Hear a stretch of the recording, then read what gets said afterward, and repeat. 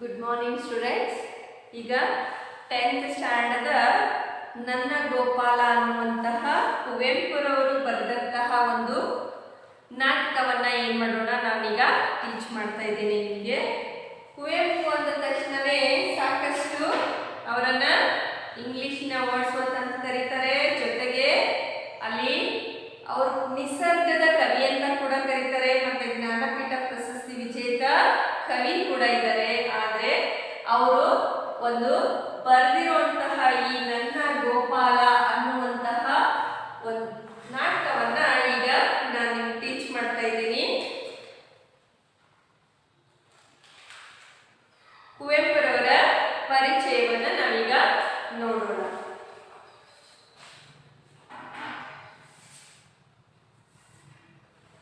ಕುವೆಂಪುರವರ ಪರಿಚಯ. ಕನ್ನಡದ ವರ್ಡ್ಸ್ವರ್ತ್ ಹಾಗೂ ರಾಷ್ಟ್ರ ಕವಿ ಎಂದು ಖ್ಯಾತರಾಗಿರುವ ಕುಪ್ಪಳ್ಳಿ ವೆಂಕಟಪ್ಪ ಪುಟ್ಟಪ್ಪ ಅವರು ದಿನಾಂಕ 29/12/1904 ಶಿವಮೊಗ್ಗ ಜಿಲ್ಲೆಯ ತೀರ್ಥಹಳ್ಳಿ ತಾಲೂಕಿನ ಕುಪ್ಪಳ್ಳಿಯಲ್ಲಿ ಜನಿಸಿದರು. ಇವರ ತಂದೆ ವೆಂಕಟಪ್ಪಗೌಡ, ತಾಯಿ ಸೀತಮ್ಮ. ತಾಯಿಯ ಊರು ಚಿಕ್ಕಮಗಳೂರು ಜಿಲ್ಲೆಯ ಹಿರೇಕೂಡಿಗೆ. ಹೇಮಾವತಿ ಇವರ ಹೆಂಡತಿ. ಇವರ ಕಾವ್ಯನಾಮ ಕುವೆಂಪು.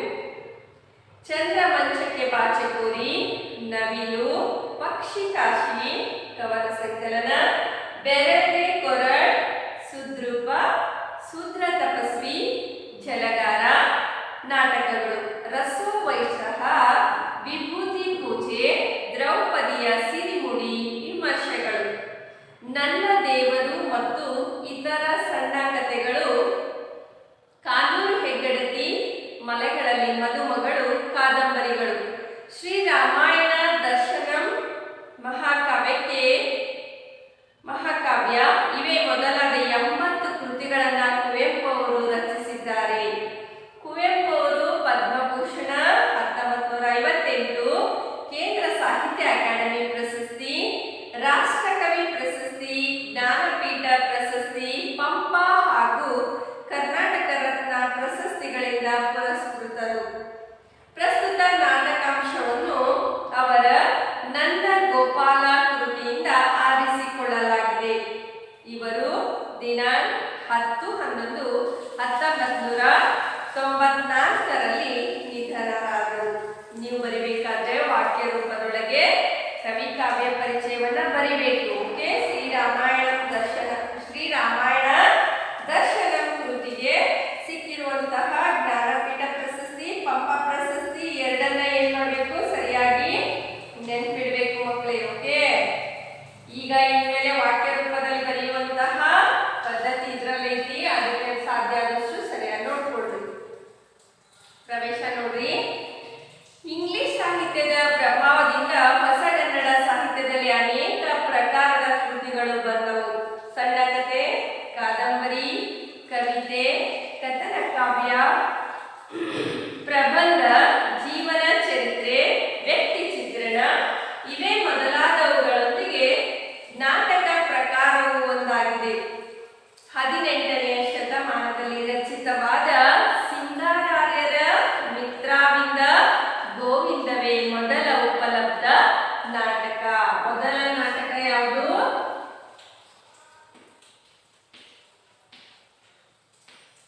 ನೆನಪಿಡ್ಬೇಕಿದನ್ನ ನೀವು. ಓಕೆ. CET ಒಳಗೆಲ್ಲ ನಿಮ್ಗೆ ಎಕ್ಸಾಮಿಗೆ ಬರ್ತಾವು. ಮಿತ್ರವಿಂದ ಗೋವಿಂದ.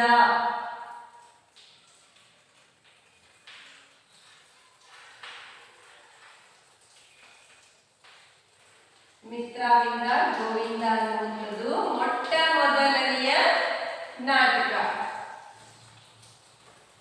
ಇದು ವಾಚಕ, ಸಂಭಾಷಣೆ, ಆಂಗಿಕ, ಅಂಗಚಲನೆ, ಆಹಾರ್ಯ, ವೇಷಭೂಷಣ, ಸಾತ್ವಿಕ, ಮುಖಾಭಾವ ಎಂಬ 4 ಅಂಗಗಳಿಂದ ಕೂಡಿದುದು. ಇಂದು ದೃಶ್ಯ ಮಾಧ್ಯಮಕ್ಕೆ ರಂಗ ಪರಿಕರ, ಬೆಳಕು, ಧ್ವನಿಗಳು ಸೇರಿಕೊಂಡಿವೆ. ಇಂತಹ ನಾಟಕವನ್ನು ಅದರಲ್ಲಿಯ ಅಂಕ,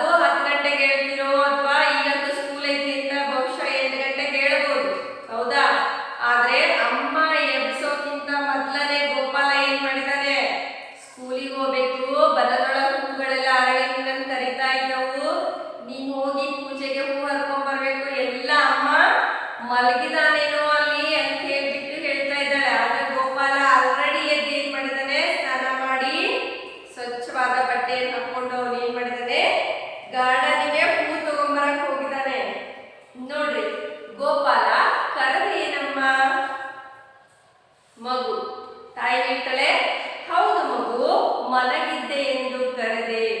ಎಲ್ಲಿಗೆ ಹೋಗಿದ್ದೆ ಗೋಪಾಲ?